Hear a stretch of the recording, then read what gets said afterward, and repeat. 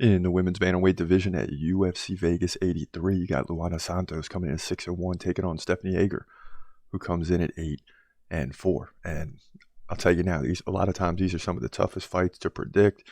The women's division, especially at the mid to lower level, and also fighters making their debut in the UFC. Those are always tough fights to predict. So let's get into this. Both fighters 5'6". Santos just 23 years old. Ager 35. So she got a late start. Ager 1-inch reach advantage. Both fighters stand right-handed. Holy cow. In terms of activity, Santos 17 significant strikes per minute.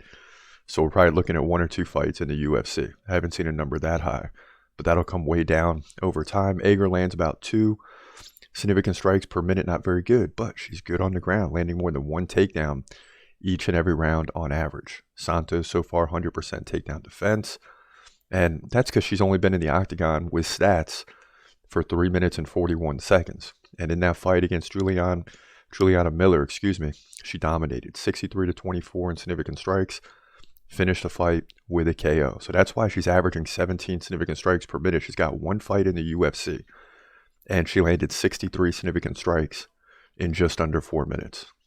I mean, that's crazy.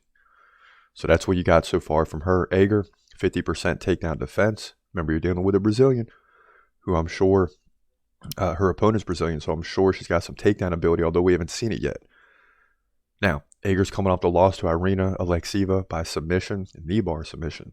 Beat Eileen Perez by submission before that, and lost to Mayra Bueno Silva after beating Jessica Rose Clark and Shanna Young. So the bottom line here is Stephanie Ager has the ability to win, but I'm a little concerned about her ability in this fight. And a lot of times I will go with the veteran in these situations.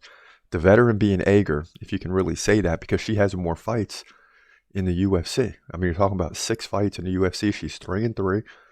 So is Luana Santos better than the 3 fighters that she's already fought? That's where you have to really make your determination. And I say Luana Santos is right there. And because she's only 23 years old, she's getting better every fight. This could be a breaking point for her. We'll see. But I like Luana Santos to come in and continue rolling here. But it's certainly a good fight on the come up for her that she's got to get through. And she will. Santos wins this fight probably in the second round by KO or submission, but likely KO, to move to 7-1. Women's bantamweight division, UFC Vegas 83.